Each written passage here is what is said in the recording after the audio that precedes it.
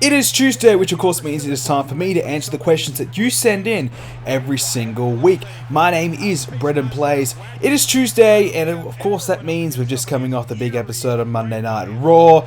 A fair bit has been happening over the past week. Of course, the infamous CM Punk podcast, The All Reveal, and we also had Vince McMahon telling a little bit behind the scenes stuff as well, a little bit of a controversial podcast there. So a lot has been said, a lot of very big news in the wrestling industry, a lot of, I guess, dirt sheets, been gone mad. A lot of dirt has been dished out in the WWE, and it's a very, very bad week, I would say, for PR purposes for the WWE, and a lot of bad things have been said about the WWE. But we've also had a pretty, a decent week of wrestling on Raw anyways. So without further ado, let's go ahead and answer some of your questions. So the first one comes from CM Punk. What did you think of CM Punk on the Colt Cabana podcast, or the Art of Wrestling podcast to be specific? Look, I have probably listened about 3-4 hours of podcasts talking about CM Punk today.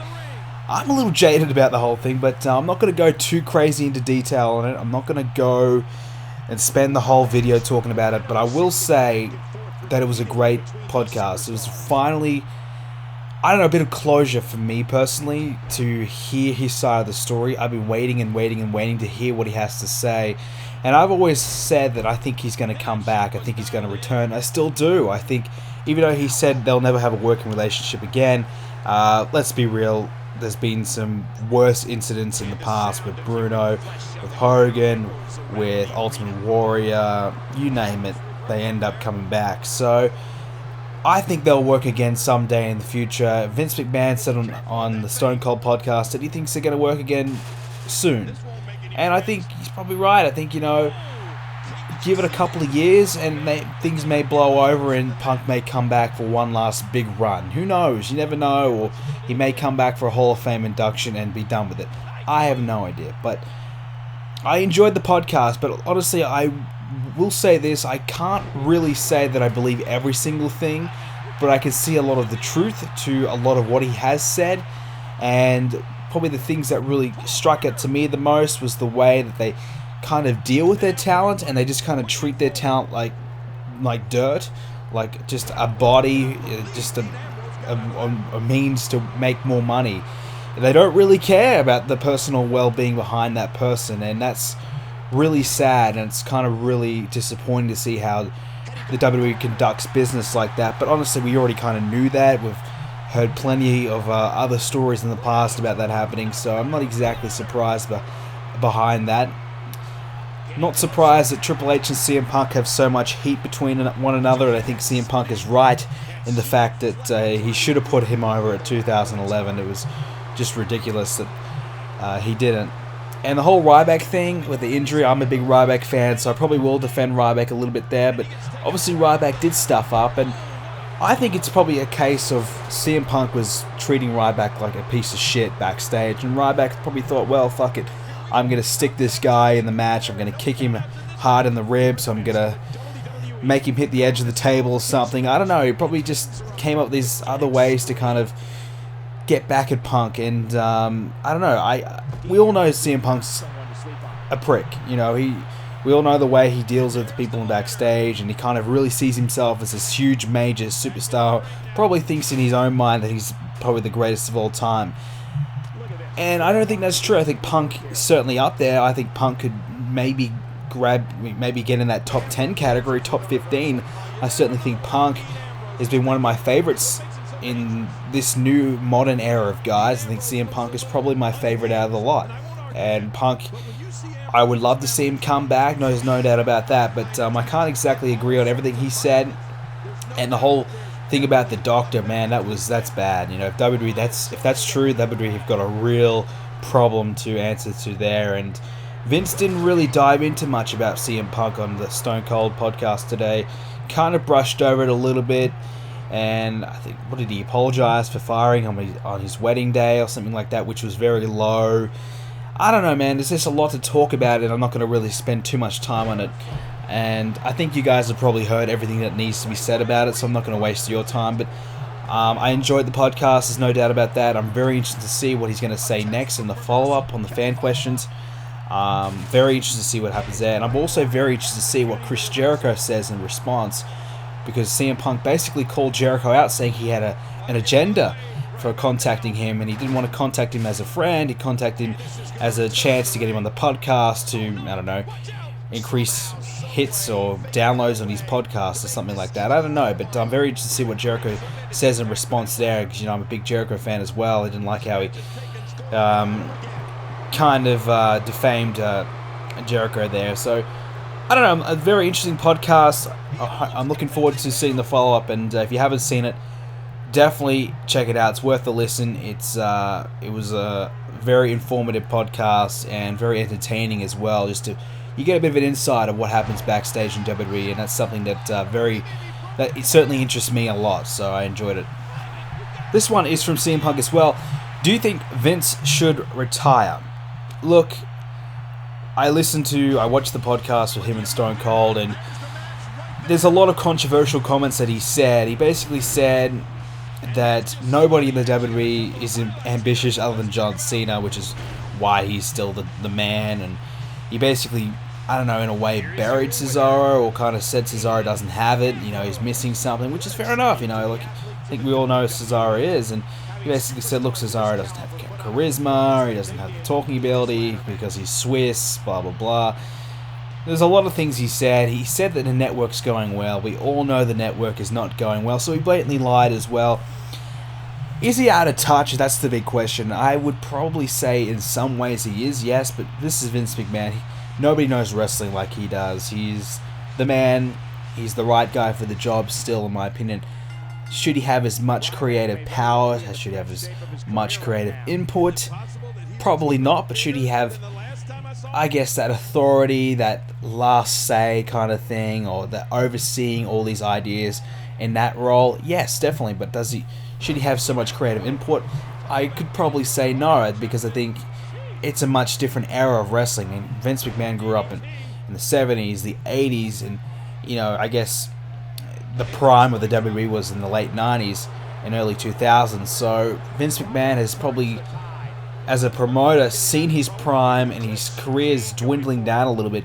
And I guess the ideas that he may have been done, or he may not have anything fresh, because he's kind of seen that, done it all. It's always good to get some fresh faces in there in the creative team, and that's also another bad thing as well, because they have so many people in there, so many writers. It makes it, I don't know, so congested and so cluttered, and so many brains at once isn't always that great. But should Vince retire? I don't think he ever will. I think Vince has probably still got a solid 10 years left in him. Let's be real. Vince McMahon's a healthy guy. I mean, he's probably had some drug abuse or whatever the hell, because look at him, he's so jacked up, which may come into play. But other than that, I think he looked pretty damn healthy to me. And I guess he doesn't sleep all that much, or whatever. The lifestyle that he lives is so difficult. But he's still doing it as a 70-year-old man nearly. So if he can still do it at that age, I guess he can still do it for another few more years. So I think Vince will still hang around for a while.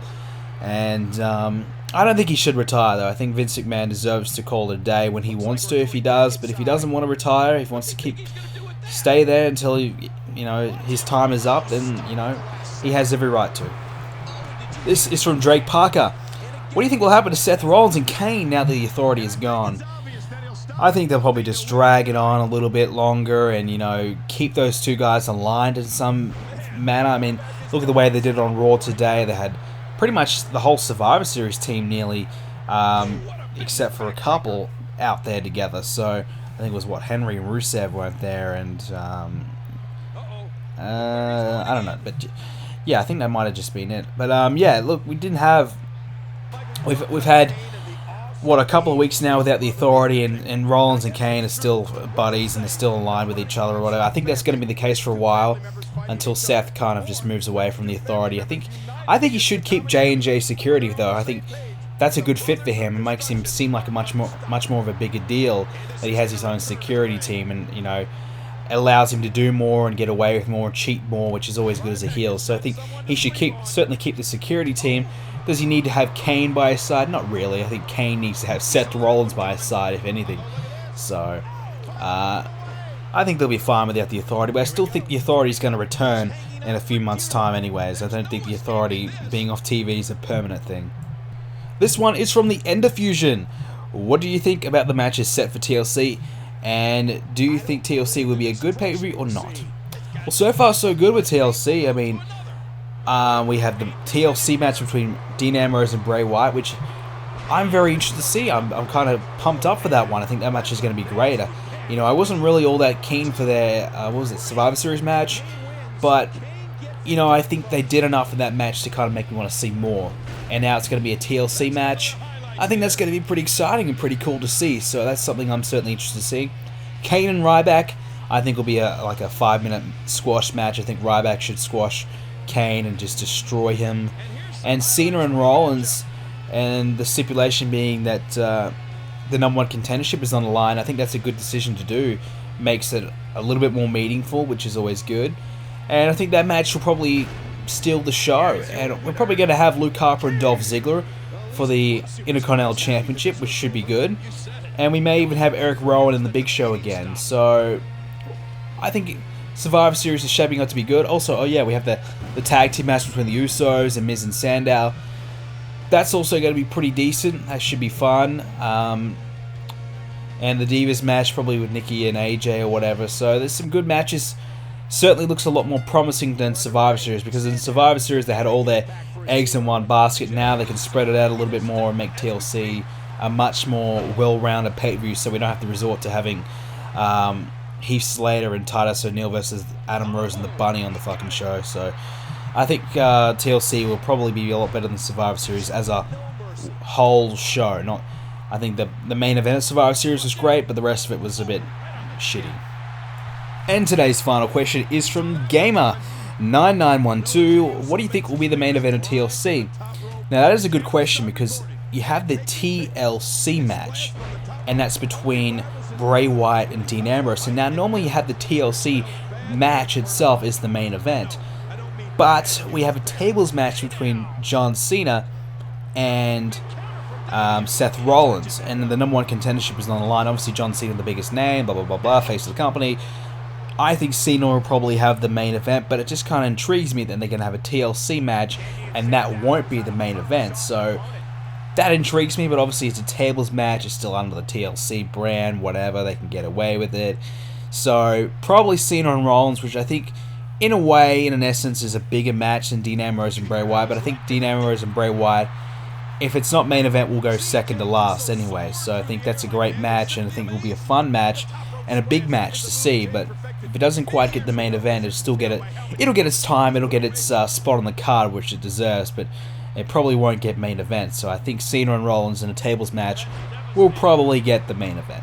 That will do it for today's edition of Let's Talk Tuesdays. Of course, if you want to leave your question for next week's episode, you can do that by leaving a comment in the comment section down below, or you can do it at the forums, BrendenPlayz.com/forums. You don't have to be signed up to leave a question over at the forums.